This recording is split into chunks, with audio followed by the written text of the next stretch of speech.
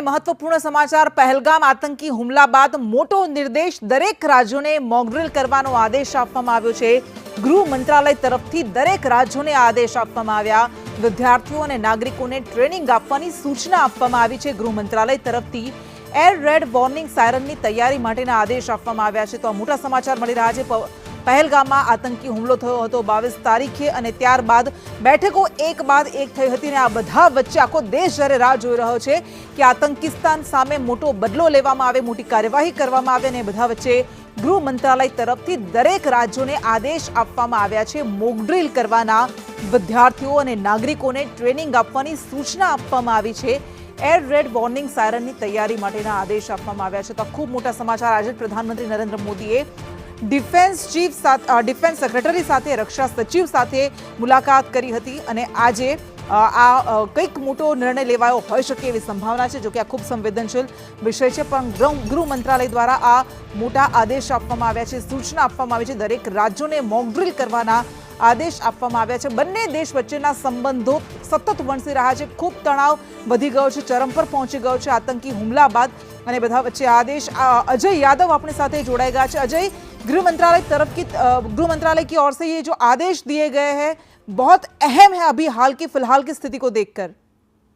देखिए, एकदम अहम है क्योंकि भारत सरकार की तरफ से हर वो कोशिश की जा रही है जिसमें न सिर्फ देश में जो आंतरिक लेवल पे आतंकवाद फैला है उसकी कमर तोड़नी है, बल्कि पाकिस्तान की तरफ से जिस तरह से आतंकवाद फैलाया जा रहा है, डिप्लोमेटिक स्तर पे पाकिस्तान को नेस्तनाबूद करना है और साथ ही साथ अगर युद्ध के हालात पैदा होते हैं तो किस तरह से पाकिस्तान को मुंहतोड़ जवाब देना है, इसकी भी तैयारी लगातार भारत सरकार की तरफ से की जा रही है। प्रधानमंत्री एक के बाद एक बैठक कर रहे हैं, लेकिन देश के भीतर आम पब्लिक जो लगातार गुस्से में है उसको किस तरह से इस युद्ध को लेकर के, अगर युद्ध के हालात बनते हैं तो उसको अवेयर किया जाए। बिल्कुल अजय, आपके पास आऊंगी। जयदेव जोशी, रक्षा निष्णांत अपने साथ जोड़ाई गया है।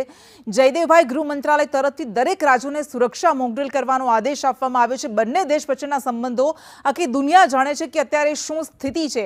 એ બધા વચ્ચે આ આદેશ, એના શું અર્થ સમજી શકાય? આ આદેશને અત્યારે હું એમ કહીશ કે બીજી કોઈ પણ વિચાર, ડિબેટ કે ચર્ચા કર્યા વગર આ એક આદેશ છે, એક યુદ્ધ જેવી સ્થિતિ સમયનો આદેશ છે। સાયરન વાગશે ત્યારે કરવાનું છે એટલે સમય નિશ્ચિત છે અને આ જનતાના, નાગરિકોના, આપણા સૌના હિતમાં છે, સેફટીના હિતમાં છે। એટલે અત્યારે આપણે આ તંગદિલીની સ્થિતિમાં પ્રિપેર્ડ ફોર ધ વર્સ્ટ, ડિફેન્સનો પણ એ જ સિદ્ધાંત હોય છે કે સૌથી ખરાબમાં ખરાબ પરિસ્થિતિ માટે પણ તૈયાર રહેવું।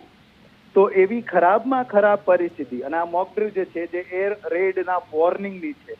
એર રેડના વોર્નિંગનો અર્થ એ છે કે શું દુશ્મન દેશના વિમાનો ભારત સુધી, ભારતના શહેરો સુધી આવી શકશે? કદાચ નહીં આવી શકે। આપણા રડાર, આપણા ફાઇટર પ્લેન્સ, આપણે લોકો, આપણી એન્ટી એરક્રાફ્ટ મિસાઇલો એમનું કામ તમામ કરી દેશે, પણ તેમ છતાં જો આ થઈ જાય તો તેના માટે પ્રિપેર્ડ ફોર ધ વર્સ્ટ, ખરાબમાં ખરાબ સ્થિતિ માટે પણ તૈયાર રહેવાની વાત છે અને એની તૈયારી માટે બધા લોકોએ તૈયાર થવું જોઈએ। તો એને વોર પ્રિપેર્ડનેસનો જ ભાગ કહેવાય, એ રીતે આપણે લેવું જોઈએ આખી વાત। બિલકુલ જયદેવભાઈ, રક્ષા મંત્રી રાજનાથ સિંહે ગઈકાલે કહ્યું કે દેશ જેવું ઈચ્છે છે એવો બદલો આપણે લઈશું, એવું કરીશું। આ ઉપરાંત પ્રધાનમંત્રી નરેન્દ્ર મોદી પણ જે રીતે એક બાદ એક બેઠકો કરી રહ્યા છે, એરફોર્સના ચીફ સાથે બેઠક કરી, નેવીના ચીફ સાથે બેઠક કરી, આજે ડિફેન્સ સચિવ સાથે તેમણે બેઠક કરી છે, રક્ષા સચિવ સાથે। તો આ બધી જ બેઠકો હાલની પરિસ્થિતિને જોતા જે થઈ રહી છે એ કેટલી મહત્વપૂર્ણ, એનો આપ શું સમજાવશો, એને કઈ રીતે સમજાવશો? દરેકે દરેક બેઠક છે તે જરૂરી છે, પણ બેઠકો જે કંઈ પણ થઈ રહી છે અને જે કંઈ પણ બેઠકના વિઝ્યુઅલ્સ આપણે જોઈએ છીએ તે તો એક મોટી હિમશિલા, એની ઉપરની જે ટોચ હોય તેવું જ, એટલે જેને આપણે ઇંગ્લિશમાં કહીએ કે ટીપ ઓફ ધ આઇસબર્ગ, એવું જ છે। મીટિંગમાં આમ લેવાયેલા નિર્ણયો, કરાયેલી પ્રેક્ટિસ, યુદ્ધ અભ્યાસો, જંગી તૈયારી એનો નિચોડ હોય છે। તો એ નિચોડને જ આપણે આમાં જોતા હોઈએ છીએ। એ સિવાય બેકગ્રાઉન્ડમાં પણ ઘણું કામ થાય છે, પણ યસ, દરેક બેઠક બહુ important. Thank you so much જયદેવભાઈ, ખૂબ ખૂબ આભાર આપનો સંદેશની સાથે વાત કરવા માટે।